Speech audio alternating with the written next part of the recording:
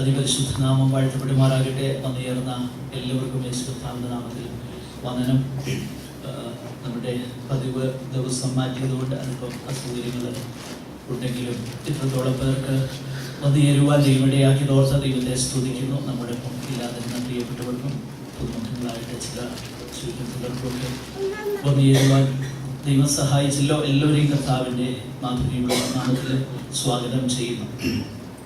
അപ്പോസ്തലന്മാരുടെ പ്രവൃത്തികളുടെ പുസ്തകം ആണ് നമ്മൾ ഈ ദിവസങ്ങളിൽ പഠിച്ചുകൊണ്ടിരിക്കുന്നത്.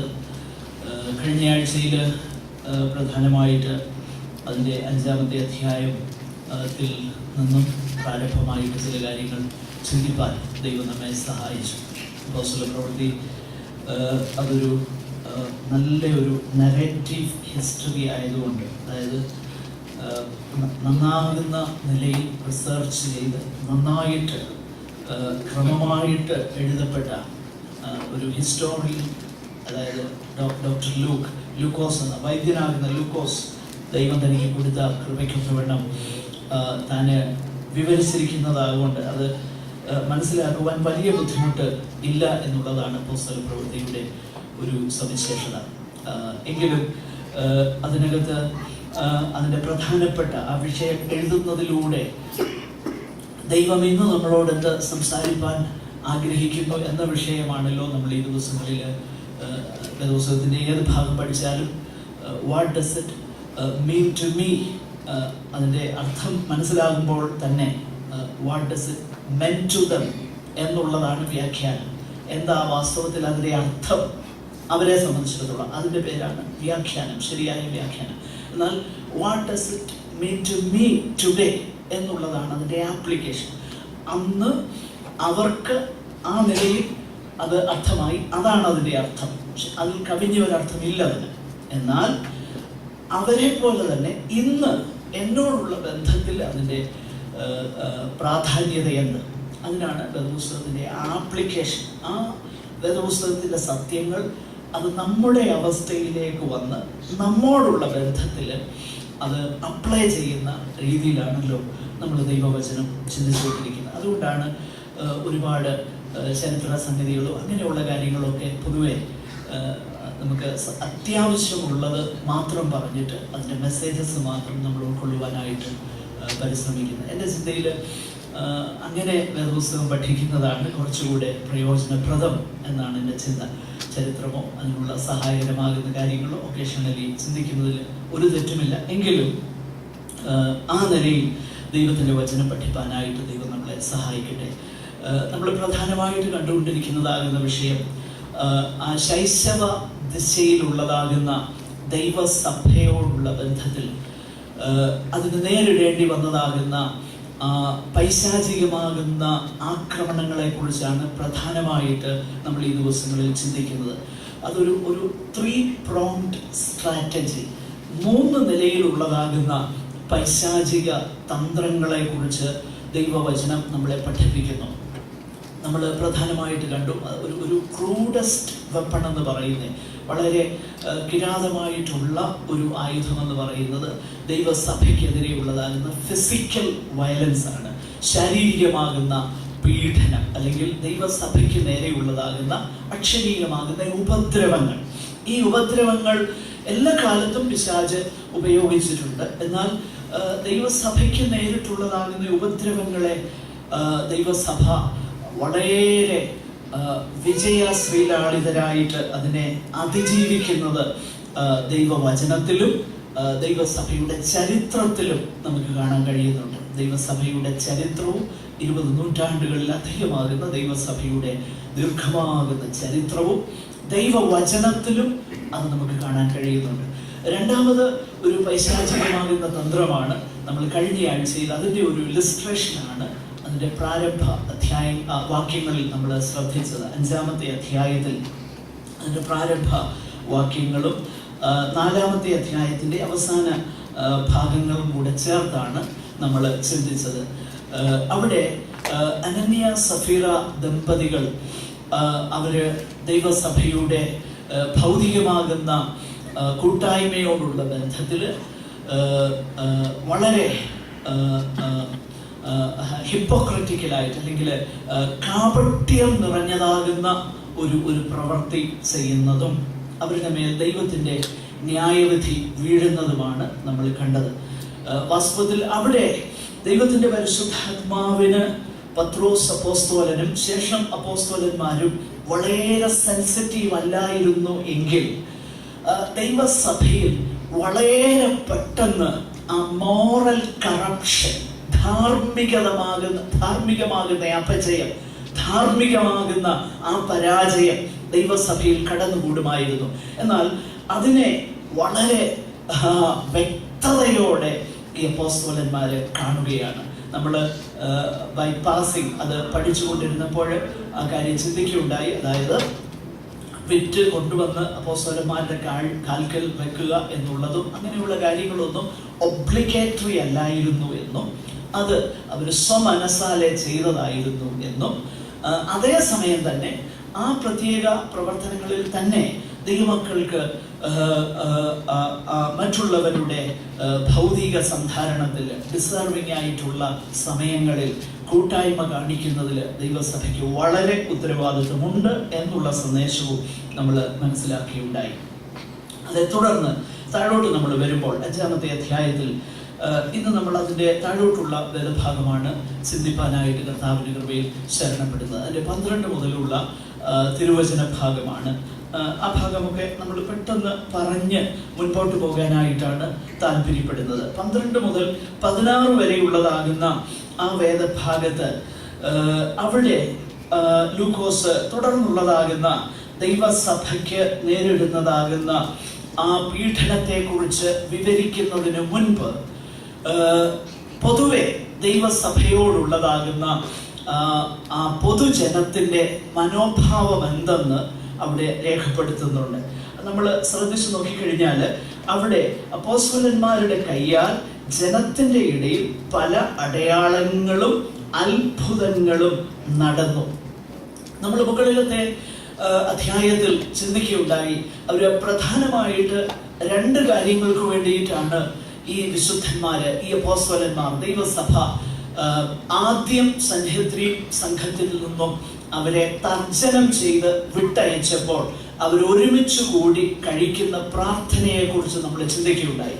ആ പ്രാർത്ഥനയിൽ പ്രധാനമായിട്ട് 2 റിക്വസ്റ്റാണ് പ്രധാനമായിട്ട് അവര് പറയുന്നത്. 2-3 റിക്വസ്റ്റുകളിൽ പ്രധാനപ്പെട്ട 2 അപേക്ഷകൾ. ഒന്ന്, അടയാളങ്ങളും അത്ഭുതങ്ങളും ചെയ്യുവാനായിട്ട് അവിടുത്തെ കരം നീട്ടേണമേ എന്നവർ പ്രാർത്ഥിച്ചു.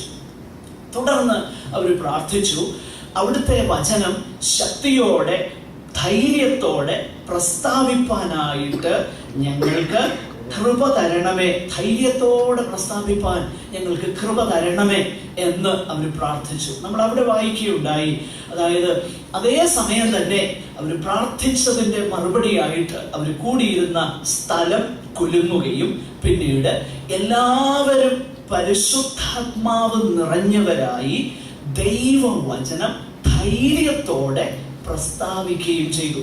അപ്പോൾ ദൈവവചനം ധൈര്യത്തോടെ പ്രസ്താവിപ്പാനുള്ളതാകുന്ന ആ അപേക്ഷ അവർ കഴിച്ചപ്പോൾ ദൈവം അതിന് മറുപടി നൽകുകയും ദൈവവചനം ധൈര്യത്തോടും അതുപോലെ ശക്തിയോടും പറയുവാനുള്ള കൃപ ഈ വിശുദ്ധന്മാർക്ക് ദൈവം നൽകുകയും ചെയ്തു. രണ്ടാമത് അവർ പറഞ്ഞത്, അടയാളങ്ങളും അത്ഭുതങ്ങളും ഞങ്ങൾ സംസാരിക്കുന്ന ഈ വചനത്തെ അവിടുന്ന് എൻഡോഴ്സ് ചെയ്യുന്നതുപോലെ എന്ന് പറഞ്ഞാൽ ആ പൊതുജനത്തിന്റെ മുൻപാകെ അതിനെ ഉറപ്പിക്കേണ്ടതിനായിട്ട് അടയാളങ്ങളും അത്ഭുതങ്ങളും നടത്തുവാനായിട്ട് അവിടുന്ന് കരം നീട്ടേണമേ എന്നവർ പ്രാർത്ഥിച്ചു.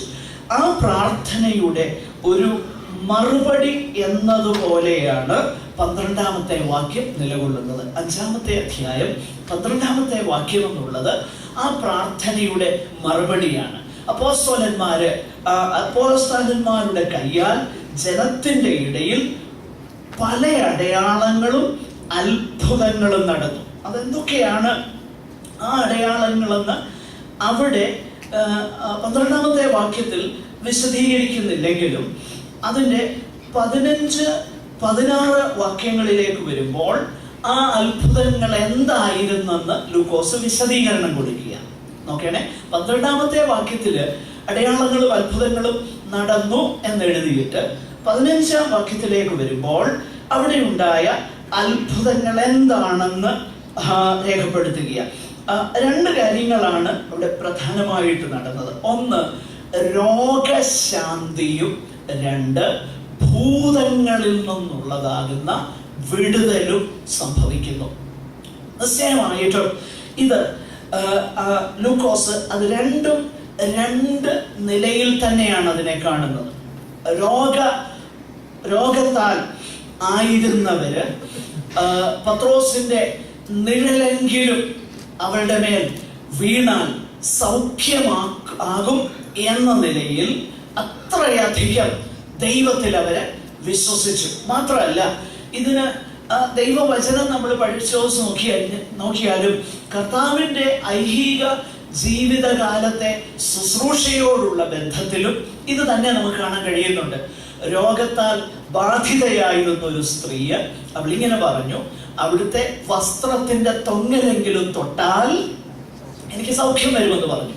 നോക്കുക, യേശു കർത്താവ് ഇങ്ങനെ പറഞ്ഞു, എന്നിൽ വിശ്വസിക്കുന്നവൻ ഇതിലും വലിയ കാര്യങ്ങൾ ചെയ്യും. നിശ്ചയമായിട്ടും അപ്പോസ്തലന്മാരാൽ കർത്താവിന്റെ ഐഹിക ശുശ്രൂഷ കാലത്ത് ഒരു പക്ഷെങ്കിൽ ഇങ്ങനെയുള്ള സംഭവങ്ങൾ നടന്നോ എന്ന് നമുക്കറിയത്തില്ല. എങ്കിലും ഇവിടെ നമ്മൾ കാണുന്നത് കർത്താവിന്റെ ശിഷ്യന്മാരുടെ ആ നിഴലെങ്കിലും തട്ടിയാൽ സൗഖ്യം വരികയും ആ ഒരു അത്ഭുതകരമാകുന്ന നിലയിലേക്ക് ദൈവം അവരുടെ പ്രാർത്ഥനയ്ക്ക് മറുപടി നൽകുന്നു. പിന്നെ ഭൂതങ്ങളെ, അശുദ്ധാത്മാക്കൾ ബാധിച്ചവരെ എല്ലാം അവർ സൗഖ്യമാവുകയും ചെയ്തു. അപ്പോൾ ഈ അശുദ്ധാത്മാക്കളുടെ സൗഖ്യവും അവരുടെ വിടുതലും, രോഗികളുടെ സൗഖ്യവും, അതുപോലെ നിഴലെങ്കിലും തട്ടിയാൽ രോഗസൗഖ്യം ഉണ്ടാകുകയും ചെയ്താൽ എല്ലാവരും വിശ്വസിച്ച് ദൈവമക്കളായി തീരും എന്നൊരു ചിന്ത നമ്മുടെ ഹൃദയത്തിൽ വരാൻ സാധ്യതയുണ്ട്. എന്നാൽ അങ്ങനെയല്ല ഇവിടെ വായിക്കുന്നത്. നമ്മൾ ശ്രദ്ധിച്ച് നോക്കിക്കഴിഞ്ഞാൽ നമ്മൾ വായിക്കുന്ന ആ വേദഭാഗം തന്നെ ശ്രദ്ധിച്ചാൽ ആ മറ്റുള്ളവരിൽ ആരും, 13ാം വാക്യം, അവരോട് ചേരുവാൻ തുനിഞ്ഞില്ല. ജനമോ അവരെ പുകഴ്ത്തിപ്പോന്നു. മേൽക്കുമേൽ അനവധി പുരുഷന്മാരും സ്ത്രീകളും കർത്താവിൽ വിശ്വസിച്ച് ചേർന്നു വന്നു. നോക്കുക, ചിലരൊക്കെ വിശ്വസിച്ച് ദൈവമക്കളായി തീർന്നു എന്ന് ലൂക്കോസ് വളരെ മാറ്റർ ഓഫ് ഫാക്ട്ലി താൻ എഴുതുകയാണ്. എന്നാൽ ഈ വിഷയം പറഞ്ഞതിന് തൊട്ടു പിന്നാലെയാണ് അപ്പോസ്തലന്മാർക്ക് എതിരെയുള്ളതാകുന്ന ആ സെക്കൻഡ് വേവ് ഓഫ് പെർസിക്യൂഷൻ, 2ാമത്തെ പീഡനം, ദേഹോപദ്രവം, അത് തുടങ്ങുന്നതിനെ കുറിച്ച് അടുത്ത വാക്യങ്ങളിൽ നമ്മൾ വായിക്കുകയാണ്. അതാണ് 17 മുതലുള്ളതാകുന്ന വേദഭാഗത്ത് നമ്മൾ കാണുന്നത്. അപ്പോസ്തല പ്രവൃത്തി 5-ാം അധ്യായം 17 മുതലുള്ളതാകുന്ന വാക്യങ്ങളിൽ നമ്മൾ കാണുന്നു. പിന്നെ മഹാപുരോഹിതനും സദൂക്യരുടെ മതക്കാരായ അവന്റെ പക്ഷക്കാരൊക്കെയും അസൂയ നിറഞ്ഞ് എഴുന്നേറ്റ് അപ്പോസ്തലന്മാരെ പിടിച്ച് പൊതുനിടവിൽ ആക്കി. നോക്കുക, ഇത് നേരത്തെ നമ്മൾ ശ്രദ്ധിക്കുകയുണ്ടായി. സദൂക്യർ എന്നുള്ളതാകുന്ന യഹൂദന്മാരുടെ ഇടയിലുള്ളതാകുന്ന ഒരു സെക്ട്, ഒരു പ്രത്യേക മതവിഭാഗം, പ്രത്യേക അഭിപ്രായം ഉള്ളതാകുന്ന ഒരു കൂട്ടരെ കുറിച്ച് നമ്മൾ കാണുകയുണ്ടായി. അവരുടെ പ്രധാനപ്പെട്ട സവിശേഷത എന്തെന്ന് അപ്പോസ്തല പ്രവൃത്തിയിൽ തന്നെ കാണുന്നുണ്ട്. അവര് മരിച്ചവരുടെ പുനരുത്ഥാനവും ദൂതന്മാരെ കുറിച്ചും ഒന്നും അവരെന്ത് ചെയ്യുന്നില്ല, വിശ്വസിക്കുന്നില്ല. ഇവിടെ ഈ അപ്പോസ്തലന്മാർ പറയുന്ന സന്ദേശം തന്നെ, അവരുടെ സന്ദേശത്തിന്റെ ആകത്തുക തന്നെ യേശു കർത്താവിനെ നിങ്ങൾ ക്രൂശിച്ചു കൊല്ലാനായിട്ട് ജാതികളുടെ കയ്യിൽ ഏൽപ്പിച്ചു, ദൈവം അവനെ ഉയർപ്പിച്ചു, എന്നിട്ട് ആ യേശുവിനെ മെസ്സിഹായായി അവൻ നിർണയിക്കപ്പെട്ടു എന്നൊക്കെയാണല്ലോ ഇവരുടെ പ്രസംഗം.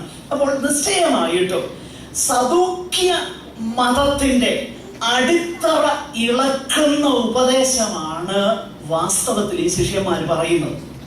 ഈ 2 സന്ദർഭങ്ങളിലും, അതായത് ആദ്യമുണ്ടായ പീഡനവും രണ്ടാമതുണ്ടാകുന്ന പീഡനവും പ്രത്യേകമായിട്ട് അത് ഇനീഷ്യേറ്റ് ചെയ്യപ്പെടുന്നത് അല്ലെങ്കിൽ ഇൻസ്റ്റിഗേറ്റ് ചെയ്യപ്പെടുന്നത്, അതിനെ ഇളക്കി വിടുന്നത് സദൂക്യ മതക്കാരാണ്. അതിന്റെ പ്രത്യേക കാരണം നമുക്ക് മനസ്സിലാകാവുന്നതേ ഉള്ളൂ. കാരണം സദൂക്യ ചിന്താഗതിയെ തകിടം മറിക്കുന്ന ഉപദേശങ്ങളാണ് ഇവർ പറയുന്നത്. പരീശന്മാർക്ക് അത്ര വലിയ പ്രശ്നമില്ല. കാരണം പരീശന്മാര് ഇതെല്ലാം ഉണ്ടെന്ന് വിശ്വസിക്കുന്നവരാ. അതുകൊണ്ട് ഇവര് പറയുന്ന ഉപദേശം ഒരുപക്ഷെ പരീശന്മാര് യേശുവിനെ മിശിഹായായിട്ട് അംഗീകരിക്കുന്നില്ലെങ്കിൽ പോലും അപ്പോസ്തലന്മാർ പറയുന്ന ഉപദേശത്തെ ഏറെക്കുറെയൊക്കെ ഉൾക്കൊള്ളാൻ അവർക്ക് പ്രയാസമില്ല. കാരണം ഇവർ പറയുന്നതും പരീശന്മാര് വിശ്വസിക്കുന്നതും ഒക്കെ ഏകദേശം ഒത്തുപോകും. യേശു കർത്താവാണെന്ന് പറയുമ്പോഴും യേശു ക്രിസ്തുവാണെന്ന് പറയുമ്പോഴും മാത്രമേ ഉള്ളവർക്ക് ഇവരുമായിട്ട് അഭിപ്രായ വ്യത്യാസം. ബാക്കിയുള്ള കാര്യങ്ങളിലൊക്കെ പരീശന്മാരുടെ ചിന്താഗതി ഈ അപ്പോസ്തലന്മാർ പറയുന്ന കാര്യമായിട്ടൊക്കെ ഏകദേശം യോജിക്കുന്നതാണ്. എന്നാൽ സദൂക്യപക്ഷക്കാരെ സംബന്ധിച്ചിടത്തോളം സംഗതി തിരിച്ചാണ്. സദൂക്യപക്ഷക്കാരുടെ നിലനിൽപ്പ് തന്നെ അപകടത്തിലാകുന്ന ഉപദേശമാണ് ഇവർ പറയുന്നത്.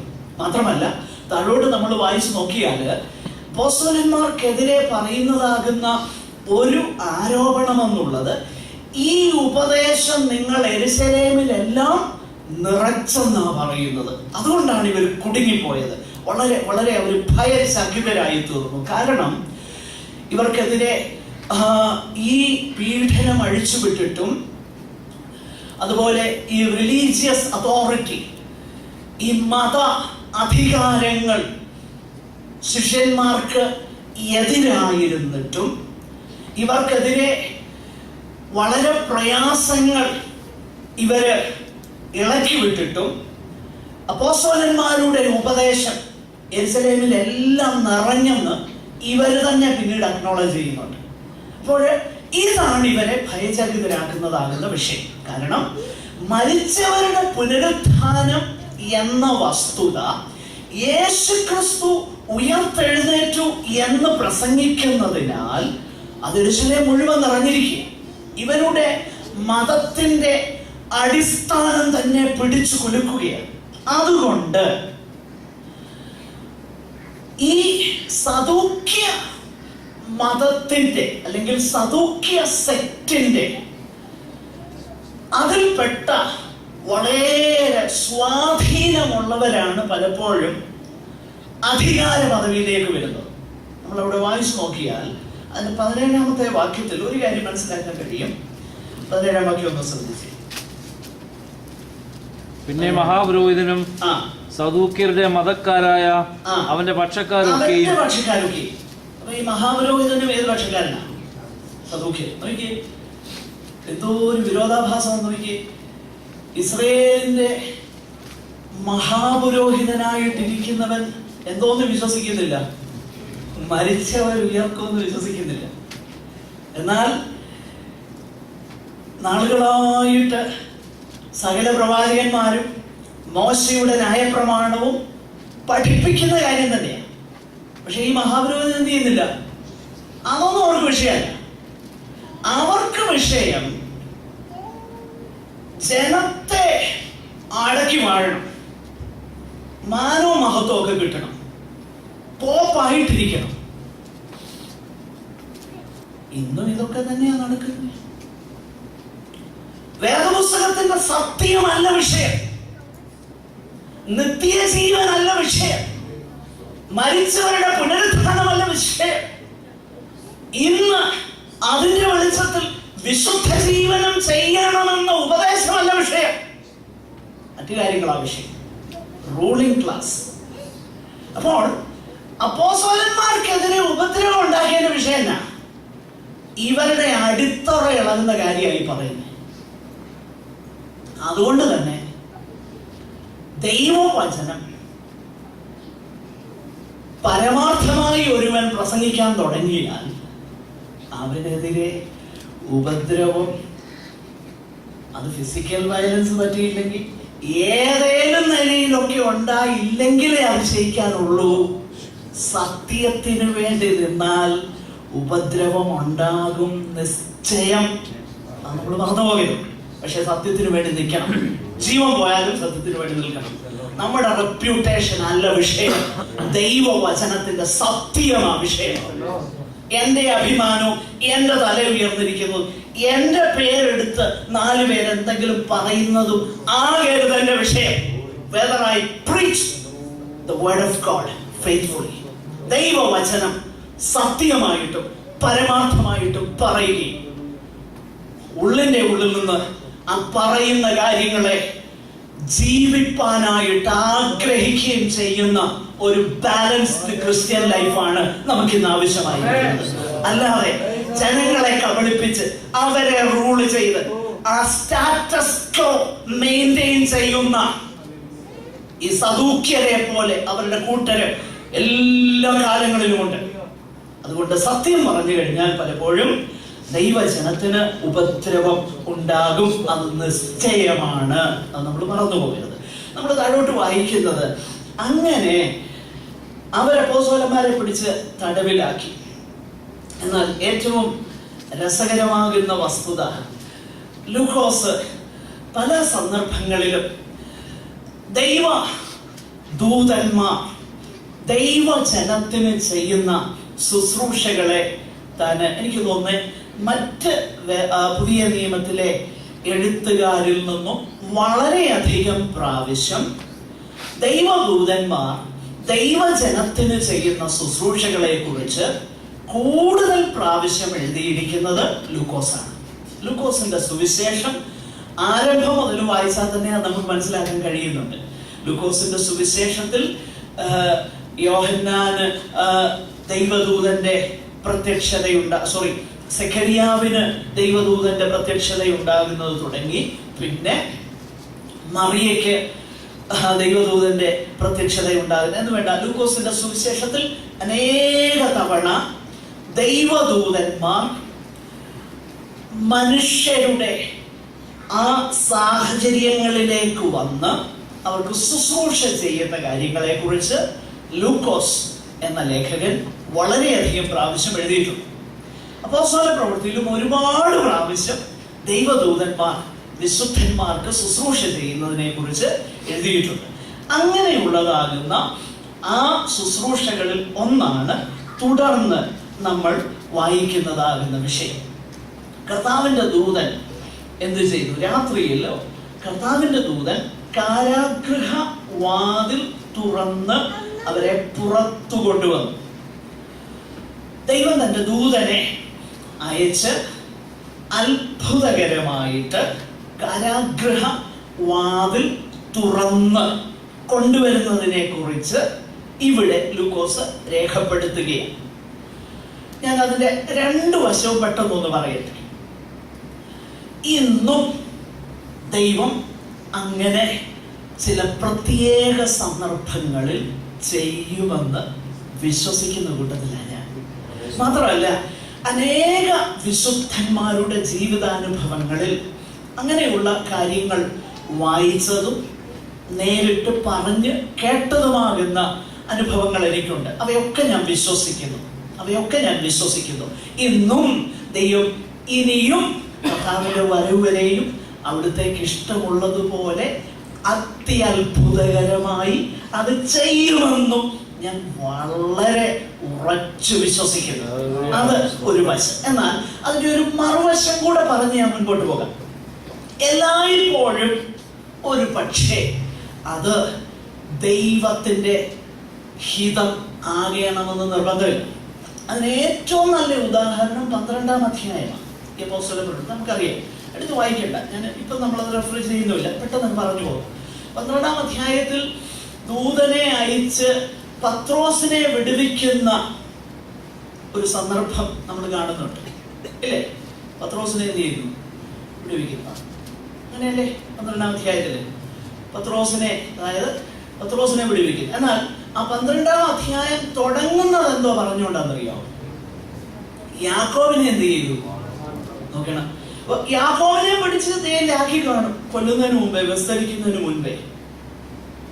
കാരണം റോമാക്കാര് അങ്ങനെ ചെയ്തു. റോമാക്കാര് പെട്ടെന്ന് ഈ കല്ലെറിഞ്ഞു കൊല്ലുകയും ലിഞ്ചിങ് പരിപാടിയൊന്നും കങ്കാരു കോർട്ട് നടത്തി. ഓഫ് കോഴ്സ് അങ്ങനെ ഉണ്ട് എങ്കിലും അറ്റ്ലീസ്റ്റ് അവരുടെ നിയമം അനുസരിച്ച് ഒരു കോർട്ട് നടത്തി കള്ളസാക്ഷികളെ ആണേലും കൊണ്ടുവന്ന് വിസ്തരിച്ചിട്ടേ അവർ ചെയ്യത്തുള്ളൂ. അപ്പൊ ന്യായമായിട്ടും ചിന്തിക്കാം, യാക്കോബിനെ എന്ത് ചെയ്ത് കാണും? പിടിച്ച് തടവിലാക്കി കാണും. പക്ഷേ യാക്കോബിനെ വിടിപ്പിപ്പാൻ ദൈവത്തിന് എന്ത് തോന്നിയില്ല? പ്രസാദം തോന്നിയില്ല. യാക്കോബിനെ ദൈവം വിടുവിച്ചില്ല. നമ്മുടെ ഇന്ത്യ രാജ്യത്തും ഇതിന് സമാനമാകുന്ന ഒത്തിരി സംഭവങ്ങളുണ്ട്. സാധു സുന്ദർ സിംഗിനെ കുറിച്ച് കേൾക്കാത്തവരില്ലെന്ന് എനിക്കറിയാം. സാധു സുന്ദർ സിംഗിനെ ദൈവം തന്റെ ദൂതനെ അയച്ച് വിടുവിച്ചതാകുന്ന അനുഭവം അദ്ദേഹം എഴുതിയിട്ടുണ്ട്. ടിബറ്റിൽ ഒരു വലിയ പൊട്ടക്കിണറ്റിൽ, അതിനു മുൻപും അവിടെ ഒത്തിരി പേരെ ഇട്ട് കൊന്നതാകുന്ന, നാറ്റം വമിക്കുന്ന ഒരു ആഴമുള്ള കിണറ്റിൽ സാധു സുന്ദർ സിംഗിനെ കൊല്ലാനായിട്ട്. എന്നാൽ ഒരു ദിവസമാണോ 2 ദിവസമാണോ എന്ന് ഞാൻ ഓർക്കുന്നില്ല. അത് കഴിഞ്ഞ് ഒരു രാത്രിയിൽ ഒരു മനുഷ്യൻ വന്ന് കയറിട്ട് കൊടുത്ത് അദ്ദേഹത്തെ അത്ഭുതകരമായിട്ട് കരകയറ്റി. പക്ഷെ പിന്നീട് ആ മനുഷ്യനെ കണ്ടിട്ടില്ല. സാധു സുന്ദർ സിംഗിനെ കുറിച്ച് എഴുതിയിരിക്കുന്നത് ദൈവത്തിന്റെ ദൂതൻ അത്യത്ഭുതകരമായിട്ട് വന്ന് തന്നെ രക്ഷിച്ചു എന്നാണ്. അങ്ങനെ അത് മറിച്ച് ചിന്തിക്കേണ്ട കാര്യവുമില്ല. അത് സംഭവം. അതേ സമയം ശ്രദ്ധിച്ച്, ചില വർഷങ്ങൾക്ക് മുൻപ് ഒറീസയിൽ ഒരു ഓസ്ട്രേലിയൻ മിഷണറിയെയും 2 കുഞ്ഞുങ്ങളെയും ഒരു ദാക്ഷിണ്യമില്ലാതെ അവർ കിടന്നുറങ്ങിയിരുന്ന ജീപ്പിൽ പെട്രോൾ ഒഴിച്ച് കത്തിച്ചു. ഇറങ്ങി വരാതിരിക്കാൻ വേണ്ടി വടി കൊണ്ട് ഡോർ കുത്തിപ്പിടിച്ചു. അത്രയധികം മനസാക്ഷിയില്ലാത്ത, കണ്ണിൽ ചോരയില്ലാത്ത കാര്യം ചെയ്തിട്ടും ദൈവം എന്ത് ചെയ്തില്ല? ദൈവം അന്നും വിടുവിച്ചില്ല. നോക്കണേ, ദൈവം തനിക്ക് പ്രസാദമുള്ളത് ചെയ്യുന്നു. ഞാൻ പറഞ്ഞു വരുന്നതിന്റെ താല്പര്യം, ഒരു നിലയിൽ തന്നെ ദൈവം ചെയ്യണം എന്ന് ശഠിക്കൊന്നും വേണ്ട. ദൈവം തനിക്ക് പ്രസാദമുള്ളത് ചെയ്യാൻ നമ്മളെ അങ്ങ് ഏൽപ്പിച്ചു കൊടുത്താൽ മതി. ദൈവം തനിക്ക് ഇഷ്ടമുള്ളത് ചെയ്യട്ടെ. ഇവിടെ നമ്മൾ കാണുന്നത് അത്ഭുതകരമായിട്ട് തന്റെ ദൂതനെ അയച്ച് ഇവരെ വിടുവിച്ച് അവരോട് പറഞ്ഞു, നിങ്ങൾ പോയിട്ട് ദൈവാലയത്തിൽ ചെന്ന് ഉപദേശിപ്പാനായിട്ട് പറഞ്ഞു. ഈ ജീവന്റെ വചനം എല്ലാ ജനത്തോടും പ്രസ്താവിപ്പീൻ. ഇതും വളരെ ശ്രദ്ധേയമാകുന്ന കാര്യമാണ്. ദൂതന്മാര് ഇത്ര വലിയ ശക്തിയും പവറും ഒക്കെ ഉള്ള ആൾക്കാരായിട്ടും എന്നാ പിന്നെ കുറെ ദൂതന്മാരെ അയപ്പിച്ച് അങ്ങ് പ്രസംഗിപ്പിച്ചാൽ പോരായിരുന്നോ? എത്ര അത്ഭുതകരമായിട്ട് അവർ വന്ന് പ്രസംഗിച്ചേരെ.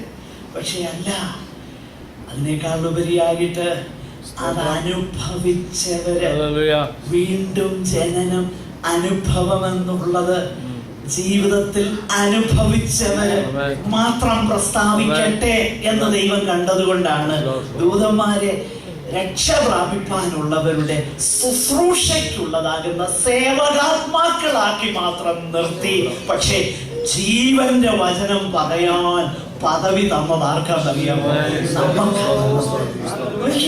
ശക്തിയുള്ള ദൂതന്മാർക്ക് കിട്ടാതെ. അതാ എനിക്ക് പഴയ പാട്ടുകൾ ഇഷ്ടപ്പെടുന്നതിന്റെ ഒരു കാരണം അത് ബിബ്ലിക്കലായതുകൊണ്ടാണ്. ഒരു പാട്ടുണ്ടല്ലോ, ദൂതർക്കും കൂടെ അവകാശം ലഭ്യമല്ലാതുള്ള രക്ഷാദൂതറിയിച്ചിടാൻ ഭാഗ്യം ലഭിച്ചെനിക്ക്.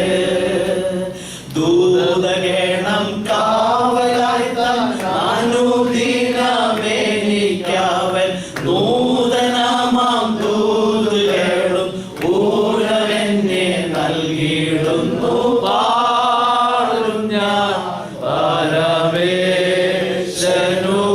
സദത, എന്റെ പാപമെല്ലാം പോക്കിയതാൽ പാടും ഞാൻ പരമേശനു സദത.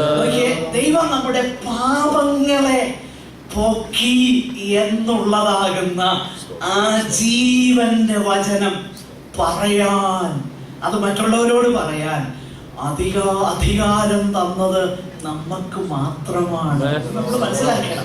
പിന്നീടും നമ്മൾ കാണുന്നുണ്ട്, ദൂതന്മാർ വന്ന് പറയുന്നതാകുന്ന കൊർന്നല്യോസിന് ദൂതൻ പ്രത്യക്ഷനായെങ്കിലും പറയുന്നത് എന്തുവാ? നീ പോയിട്ട് ഇന്നാളെ ഇന്ന സ്ഥലത്തുനിന്ന് വിളിച്ചോണ്ട് വന്ന് പ്രസംഗം കേട്ട് രക്ഷിക്കപ്പെടാൻ.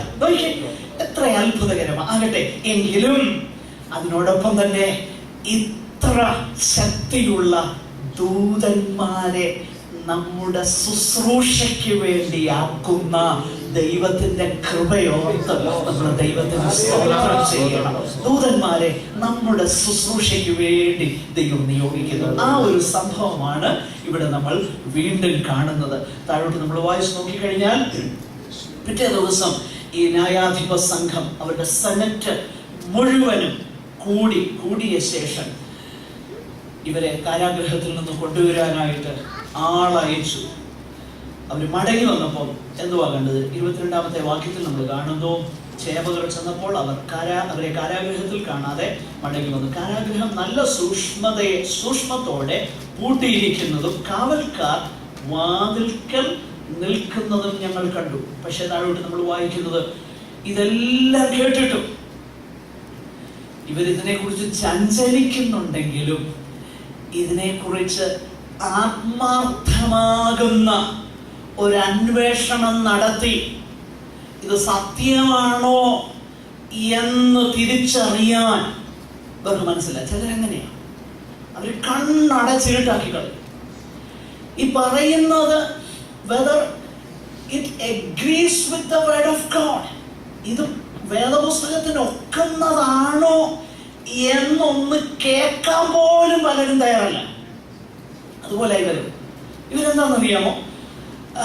ഇതെല്ലാം സംഭവിച്ചിട്ടും ഇതെന്താകും എന്നവർ ചഞ്ചലിക്കുന്നതല്ലാതെ ഇവർക്ക് യാതൊരു മാനസാന്തരവും ഉണ്ടാകുന്നത് നമ്മൾ കാണുന്നില്ല. എന്നാൽ താഴോട്ട് അവര് വന്ന് നമ്മൾ വായിച്ചു പോയി കഴിഞ്ഞാൽ അവിടെ എല്ലാം ഞാൻ എക്സ്പ്ലെയിൻ ചെയ്യാതെ മുൻപോട്ട് പോവുകയാണ്. എന്നാൽ താഴോട്ട് വരുമ്പോൾ അവര് ന്യായാധിപ 27-ാമത്തെ വാക്യത്തിലേക്ക് വരുമ്പോൾ ന്യായാധിപ സംഘത്തിന്റെ മുൻപാകെ അവരെ നിർത്തി. നോക്കുക, ഈ പ്രാവശ്യം നമ്മളൊരു കാര്യം അതിലേക്ക് ഒന്നുകൂടെ ഞാൻ പറഞ്ഞു പോകട്ടെ. അതായത് അതിന്റെ ആദ്യത്തെ പ്രാവശ്യം പത്രോസിനെയും യോഹന്നാനെയുമാണ് കാരാഗൃഹത്തിൽ അവരാക്കിയതും പീഡിപ്പിച്ചതും ഒക്കെ. എന്നാൽ ഇവിടെ നമ്മൾ വായിച്ചു നോക്കിക്കഴിഞ്ഞാൽ അപ്പോസ്തലന്മാരെ എല്ലാവരെയും അവർ തടവിലാക്കി. അതാണ് നമ്മൾ വായിക്കുന്നത്. 29-ാമത്തെ വാക്യത്തിലും അത് തന്നെയാണ് നമ്മൾ വായിക്കുന്നത്. അപ്പോസ്തലന്മാരെ പിടിച്ച് തടവിലാക്കി. എന്നിട്ട് 28-ാമത്തെ വാക്യത്തിലേക്ക് വരുമ്പോൾ വളരെ രസകരമാകുന്ന ചില കാര്യങ്ങൾ നമുക്ക് അവിടെ മനസ്സിലാക്കാൻ കഴിയുന്നുണ്ട്. പുരോഹിതൻ അവരോട് ഈ നാമത്തിൽ ഉപദേശിക്കുന്നത്. നോക്കുക, അപ്പോഴും യേശുവിന്റെ നാമം എടുക്കാൻ അവർ തുനിയുന്നില്ല. ഈ നാമത്തിൽ ഉപദേശിക്കരുത് എന്ന് ഞങ്ങൾ നിങ്ങളോട് അമർച്ചയായി കൽപ്പിച്ചുവല്ലോ. നോക്കുക, അവരുടെ കൽപ്പനയുണ്ട്. അവരുടെ സുപ്രീം കൗൺസിൽ യേശുവിന്റെ നാമത്തിൽ സംസാരിക്കരുതെന്ന് കൽപ്പനയുണ്ട്. പക്ഷെങ്കിൽ ദിവസം നമ്മളെ പഠിപ്പിക്കുന്നത് ദൈവവചനത്തിനോ ബന്ധനം ഇല്ല. അത് ഇവർ തന്നെ അക്നോളജ് ചെയ്യുന്നു. അവരും അൺഎബിൾ ആണ്. അതിന്റെ താഴോട് നമ്മൾ വായിക്കുന്നത്, എങ്കിലും യെരുശലേമിനെ മുഴുവൻ നിങ്ങൾ എന്ത് ചെയ്തു? ഈ ഉപദേശം കൊണ്ട് നിറച്ചിരിക്കുന്നു. ഞങ്ങൾ അമർച്ചയായിട്ട് കൽപ്പിച്ചു, ഞങ്ങൾ ചില കൽപ്പന പുറപ്പെടുവിച്ചു, നിയമം പാസാക്കി. എങ്കിലും അവർ അക്നോളജ് ചെയ്യുകയായി. ഇപ്പൊ we could not stop. ഈ വചനം, ഈ ഉപദേശം സ്പ്രെഡ് ചെയ്യുന്നത് ഞങ്ങൾക്ക് തടയാൻ കഴിഞ്ഞില്ലെന്ന് ഇവർ തന്നെ പറയുക. ഇത് മറ്റൊരു സന്തോഷകരമാകുന്ന വസ്തുതയാണ്. ആരെല്ലാം എന്തെല്ലാം ദൈവ വചനത്തിനെതിരെ എന്തെല്ലാം ഉണ്ടാക്കിയാലും ദൈവവചനം ജീവനുള്ള വചനമാകും. അത് അതിവേഗം ഓടുകയും എല്ലാ തടസ്സങ്ങളെയും അതിജീവിച്ച് അത് വ്യാപിക്കുകയും ചെയ്യും. അതൊക്കെ കുറച്ച് സമയമൊക്കെ തടഞ്ഞു വെക്കാൻ കഴിയുമെങ്കിലും ദൈവത്തിന്റെ വചനം ജീവനുള്ള വചനം, അത് ഇരുവൈത്തലയുള്ള ഏത് വാളിനേക്കാളും മൂർച്ചയേറിയതും പ്രാണനെയും ആത്മാവിനെയും സന്ധി മച്ചങ്ങളെയും വേർപിടിപ്പിക്കുന്നവരെ തുളച്ച് ചെല്ലുന്നതുമാണ് ദൈവത്തിന്റെ വചനം. ദൈവ വചനത്തെ ബന്ധിപ്പാൻ ലോകത്തിൽ ഒരു ശക്തിക്ക് കഴിയത്തില്ല. അത് തെളിയിക്കപ്പെട്ടുകൊണ്ടിരിക്കുന്നതും കഴിഞ്ഞ നാളുകളിൽ തെളിയിക്കപ്പെട്ടതുമായ സത്യമാണ്. ദൈവവചനത്തിനെതിരെ വളരെ ശക്തമാകുന്ന ഇരുമ്പ് മറ ഉയർത്തിയ സോവിയറ്റ് യൂണിയൻ ഇന്ന് എന്തിയേ? സോവിയറ്റ് യൂണിയൻ എന്തിയേ? ഇന്ന് ഫ്രീലി ദൈവവചനം അവിടെ എല്ലായിടവും വ്യാപരിക്കുക. എന്തിനേറെ, അന്ന് ആ അയൺ കർട്ടൻ ഉണ്ടായിരുന്ന സമയത്ത് തന്നെ ദൈവത്തിന്റെ വചനം അനുസ്യൂതം അവിടെ പടർന്നുകൊണ്ടിരുന്നു. ഇത് ഒരു ചരിത്ര വസ്തുതയാണ്. എന്തിനേറെ, നമ്മൾ ഇന്ന് ചിന്തിക്കും, നമ്മളായിരിക്കുന്ന ഈ മിഡിൽ ഈസ്റ്റിലെ ചില സ്റ്റോറീസ് ഒക്കെ എനിക്ക് പരസ്യമായിട്ട് ഞാനത് പറയുവാൻ ആഗ്രഹിക്കുന്നില്ല. ചില സ്റ്റോറീസ് ഒക്കെ കേൾക്കുമ്പോൾ അത് ഓർത്ത് ദൈവത്തെ സ്തുതിക്കാറുണ്ട്. ദൈവം ചെയ്യുന്നതാകുന്ന പ്രവർത്തികൾ, ദൈവവചനത്തെ, സത്യത്തെ ആത്യന്തികമായിട്ട് അതിനെ ബന്ധിച്ച് നിർത്തുവാൻ ലോകത്തിലെ ഒരു ശക്തിക്കും കഴിയത്തില്ല. കാരണം ഇത് ദൈവത്തിന്റെ സുവിശേഷമാണ്. It is the gospel of God. ദൈവത്തിന്റെ സുവിശേഷമാണ്. അതാണ് റോമാലേഖനത്തിൽ 1-ാമത്തെ അധ്യായത്തിൽ തന്നെ നമ്മൾ വായിക്കുന്നത്. ആകട്ടെ, ഇവിടെ ഇവർ പറയുന്നതാകുന്ന ഒരു വിഷയം വളരെ ശ്രദ്ധേയമാണ്. 28-ാമത്തെ വാക്യം ശ്രദ്ധിച്ചാൽ, ആ മനുഷ്യന്റെ രക്തം ഞങ്ങളുടെ മേൽ വരുത്തുവാൻ ഇച്ഛിക്കുന്നു എന്ന് പറഞ്ഞു. ഞാൻ ഇന്ന് പ്രഭാതത്തിൽ വായിച്ച വേദഭാഗം പെട്ടെന്ന് എൻ്റെ മനസ്സിലേക്ക് ഓടി വന്നു. ഇത് ഭയങ്കര ഒരു പൂർവോപര വിരുദ്ധമാകുന്ന വാക്കായിട്ട് എനിക്ക് തോന്നി. ഇവർ പറയുന്ന ഈ വാക്ക് ഒരു പാരഡോക്സ് ആയിട്ട് തോന്നി. എന്താ കാര്യം എന്നറിയാമോ? ഞാൻ ഇന്ന് രാവിലെ ധ്യാനിച്ച ഒരു വേദഭാഗം എന്നുള്ളത് വിശുദ്ധ മത്തായിയുടെ സുവിശേഷം 27-ാമത്തെ അധ്യായമാണ്.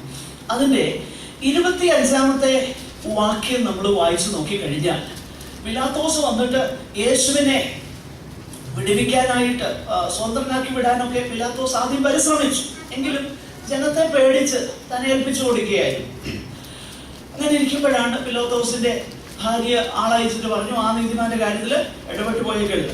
ഉടനെ അദ്ദേഹം ചെയ്തതാകുന്ന ഒരു കാര്യം, വെള്ളമെടുത്ത് കൈ കഴുകി പരസ്യമായിട്ട് പറഞ്ഞു, എനിക്ക് ഈ രക്തത്തിൽ എനിക്കെന്തില്ല, പങ്കില്ലെന്ന് പറഞ്ഞു. എനിക്ക് പങ്കില്ല. അതിന്റെ പരസ്യമാകുന്ന പ്രതീകമായിട്ട് കൈ കഴുകി താൻ ഒഴിഞ്ഞു.